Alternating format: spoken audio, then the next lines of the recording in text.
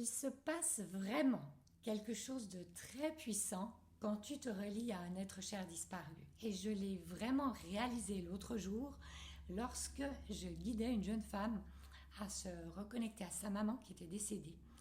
Et je vais t'expliquer. Mais tout d'abord, ce qu'il faut savoir, c'est que quand tu apprends à canaliser, quand tu apprends à recevoir des messages en écriture intuitive, tu vas passer par différentes phases. La phase du doute, de la peur de ne pas y arriver, de ne pas réussir à canaliser.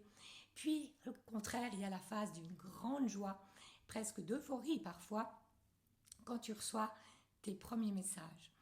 Puis les suivants, puis toujours plus en fait à un moment donné. Mais à tout moment, le doute va revenir. Tu ne sais pas si c'est ton mental qui écrit ou pas, ou tu peux te remettre à douter tellement fort au point de te dire que tout ça, c'est n'importe quoi, et tu peux même arrêter et décider de tout laisser tomber. Par contre, si tu as canalisé un message d'un être cher, tu ne vas pas douter du message que tu as reçu. Pourquoi? Car tu as bel et bien reconnu l'être cher qui le transmet. Tu sais, tu as vu, tu as senti, tu as entendu que c'était ta maman, ton père, ton compagnon. Donc, quand tu te relies à un être cher, ça te permet aussi d'acquérir de la confiance dans ce dialogue et dans ces messages que tu reçois. Et comme tout est un, on comprend que si on est capable de capter les messages d'un être cher, on peut aussi capter ceux de l'énergie source et de nos guides.